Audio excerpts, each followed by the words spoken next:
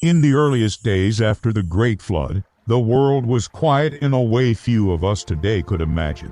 Forests stretched for miles without interruption. Rivers cut ancient paths through fresh soil. The air felt untouched, as if creation itself still echoed with the breath of God. But humanity, descendants of Noah, began to spread once again across the earth. Ho, ho, ho! They carried with them stories of the past, stories of the flood, stories of survival, stories of divine mercy. They built families, tilled the ground, tended flocks, and watched the world regrow around them. And at this time, everyone on earth still spoke one single language, the same words, the same expressions, the same way of understanding the world. Ho, ho, ho! No matter where someone traveled, every conversation flowed naturally. No misunderstandings, no miscommunication. One united voice across the entire human race. For many people today, divided by languages and backgrounds, that idea feels almost imaginary. But for the early descendants of Noah, it was real. It was the world they lived in. Ho, ho, ho! As families increased, communities grew, and people looked for new places to inhabit, humanity began moving as one migrating group. Over time, they journeyed out from the region near Ararat where the ark had rested and traveled across fertile plains, following rivers, watching the sky, and seeking land that could support their growing numbers. Ho, ho, ho! During one of these migrations, they discovered a vast open plain in the land known as Shinar. The land was wide, flat, and promising. The soil could sustain crops. The rivers nearby provided water. The ground was stable enough for building.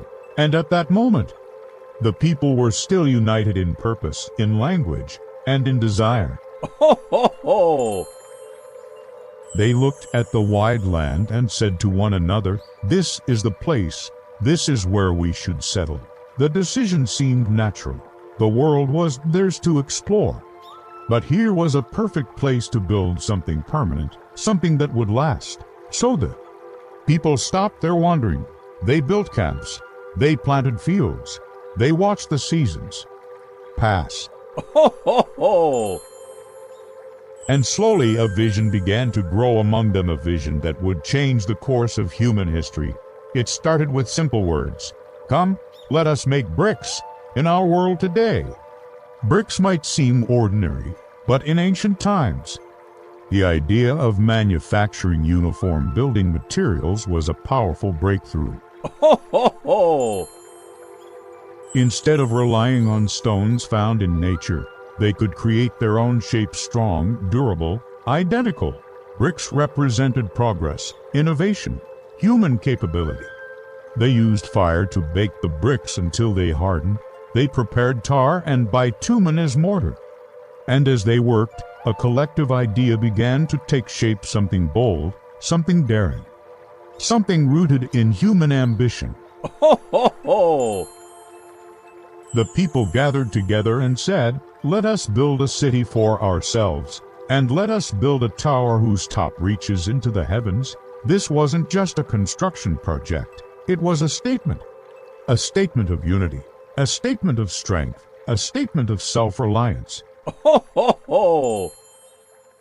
The people believed that by building a massive tower, a structure unlike anything ever seen, they could make a name for themselves, a legacy, a monument to human achievement. And beneath that desire was a deeper fear. A quiet whisper shared among them: if we don't unite around something great, we will be scattered across the earth again. They remembered the flood. Ho, ho, ho! They remembered how fragile life could be, and they thought, if we gather here, if we build something extraordinary, nothing will ever break us apart. And so, the Tower of Babel became more than architecture. It became a symbol of human ambition, a monument to the idea that mankind could climb upward into the sky, upward toward heaven, upward toward greatness with or without God. Ho, ho, ho!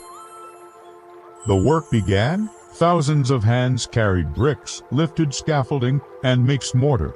The tower rose slowly, layer after layer, taller than any building humanity had ever imagined. The people were proud, they were excited. They were building something to be remembered. From the ground, the tower looked like it touched the sky. Ho, ho, ho!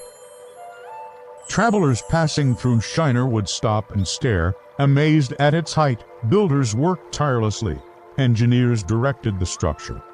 Leaders encouraged the people with grand speeches about unity and legacy and the power of a shared vision. To them, it felt like the dawn of a new human era, a future where people could define their own destiny. Ho, ho, ho! A world where they no longer needed to fear being scattered. A world where human achievement could rival the heavens. But what they did not realize, what they could not understand, was that their ambition, powerful as it was, had crossed a line. Their construction wasn't just about unity anymore. It wasn't simply about safety or culture or progress. Ho, ho, ho! It had become an attempt to replace dependence on God with dependence on themselves. And that is where the story takes a dramatic turn. The scriptures say that the Lord came down to see the city and the tower the people were building. Now, this language isn't meant to suggest that God didn't know what was happening. Ho, ho, ho! Rather, it emphasizes the seriousness of the situation. God was paying close attention.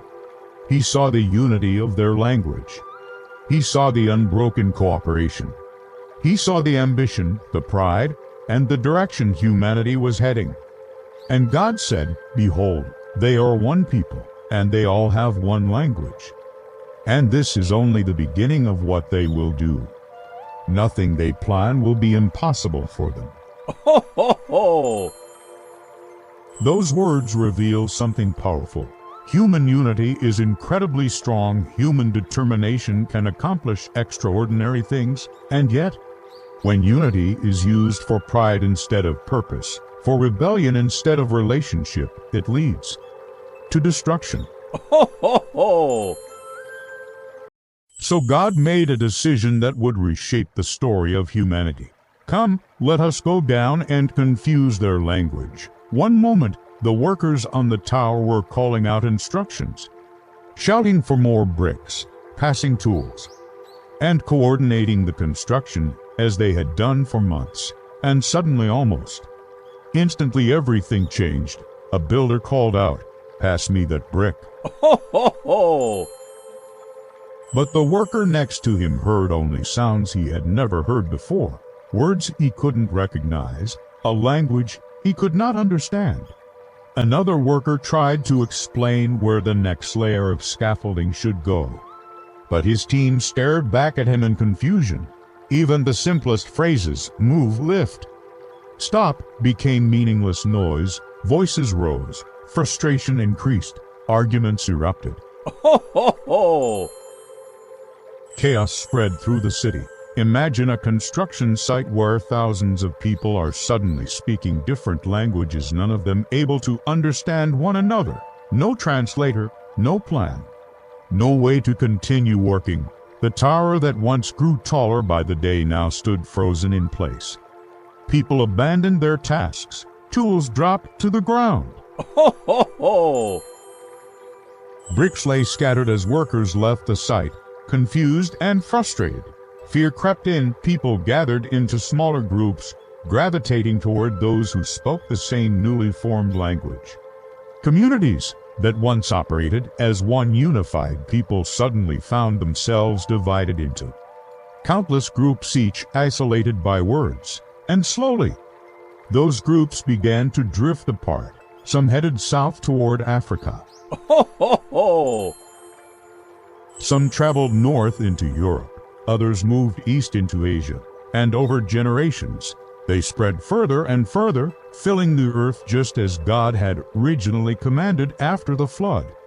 The tower remained unfinished, a monument to human pride, a reminder of what happens when ambition forgets its place.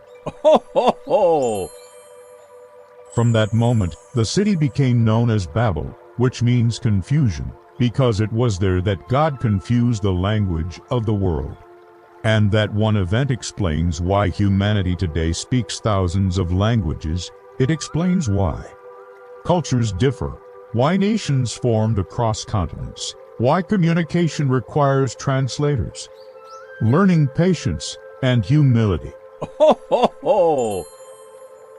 But the story doesn't end with confusion. It carries a deeper lesson, one that echoes through human history. The people of Babel thought unity meant strength. They thought ambition could make them invincible. They thought a tower could prevent them from ever being scattered.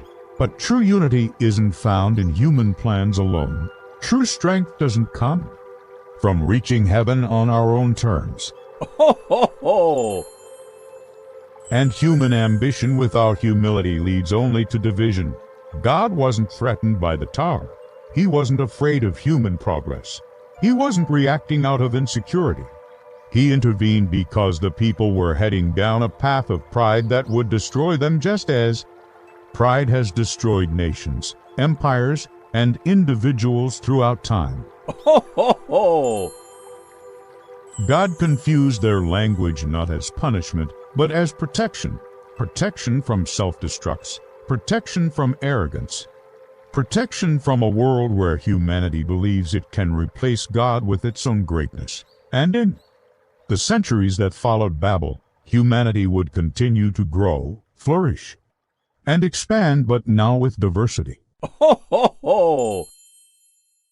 Different cultures, different expressions, different perspectives, different languages that paint the world with a richness that would have never existed if the people had stayed in Shinar forever. Yet despite all those differences, the story of Babel reminds us that the human race still shares a common origin. We still come from the same family. We still reflect the same Creator. Ho, ho, ho! We still need unity, but unity rooted in humility, purpose, and dependence on God, not in pride or rebellion. And there is a poetic moment in the Bible thousands of years after Babel when God reverses the confusion of language for a moment in the New Testament. During the day of Pentecost, people from many nations gathered in Jerusalem, each speaking their own tongue. Ho, ho, ho!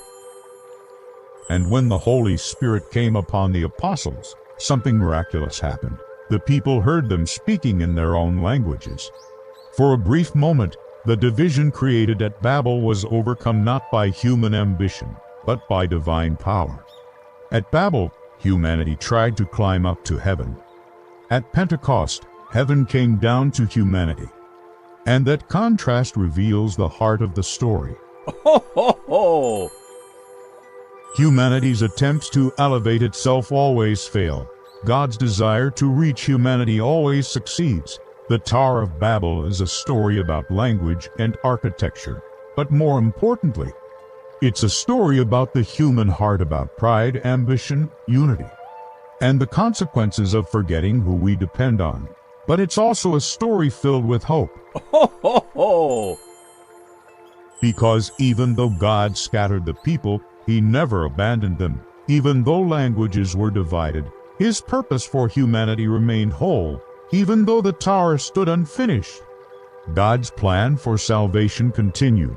And today, when we look at the world around us with its many nations, dialects, cultures, and communities, we see the ongoing ripple effect of Babel. Ho, ho, ho!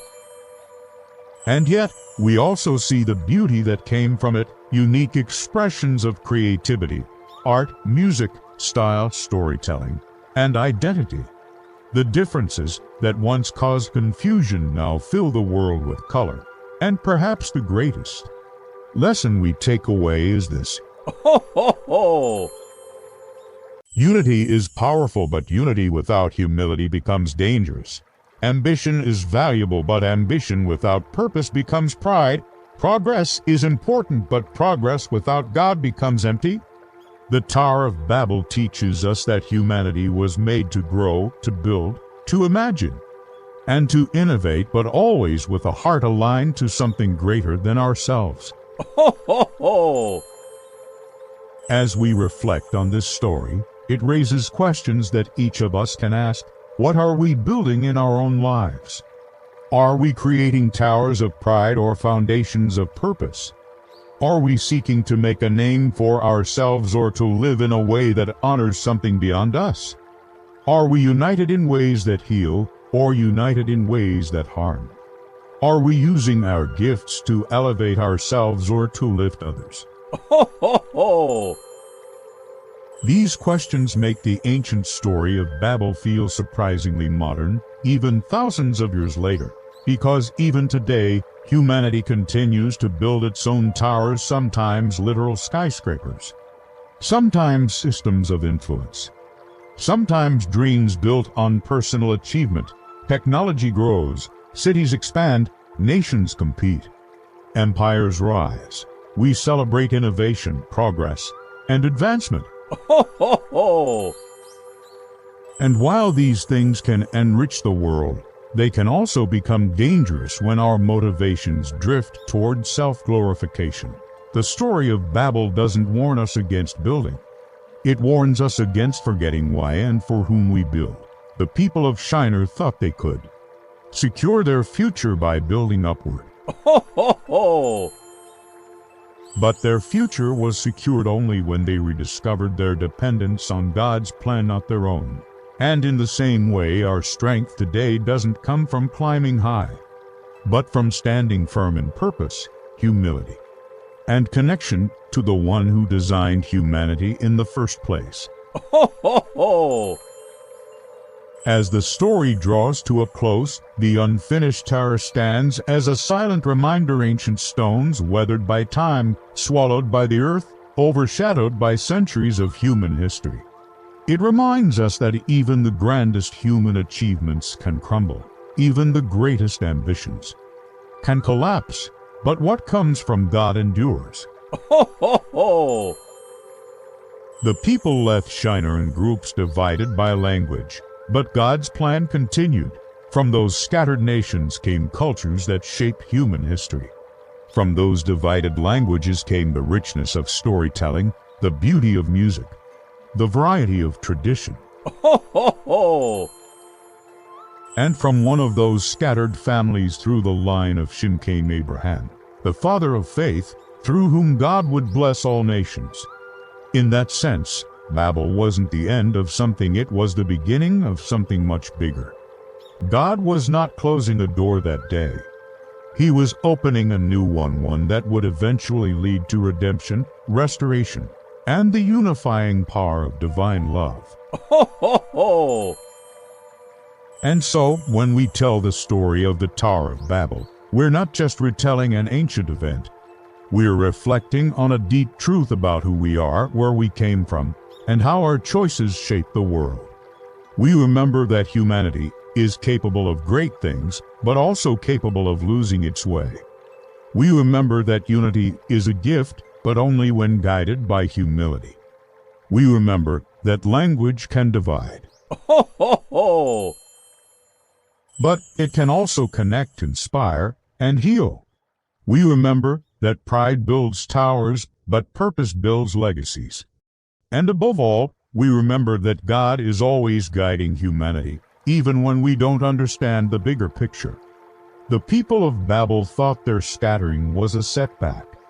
But in reality, it was a setup, a step toward a world filled with diversity, complexity, and beauty.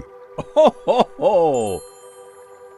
The story ends hundreds of generations later, when people from all nations gather once again, not around a tower built by human hands, but around a message of hope, spoken in many languages yet understood as one. Through that lens, Babel is not a story of failure. It is a story of transformation. And it invites us today to build not towers of pride, but communities of purpose. Ho, ho, ho! To speak not words of division, but words of hope, to pursue not self-glory, but the kind of life that honors something greater, something eternal. Because, ultimately, the story of Babel isn't just about a tower. It's about the human heart. It's about the choices we make. And it's about the God who guides us, even when we try to build our way into heaven. Ho, ho, ho! And so, as the tower fades into memory, and the people walk away speaking the first scattered languages of the world, the message remains: humanity is strongest not when we build upward, but when we build with purpose, humility, and trust in the one who made us. Thank you for. Please subscribe for more Bible story videos. Ho, ho, ho!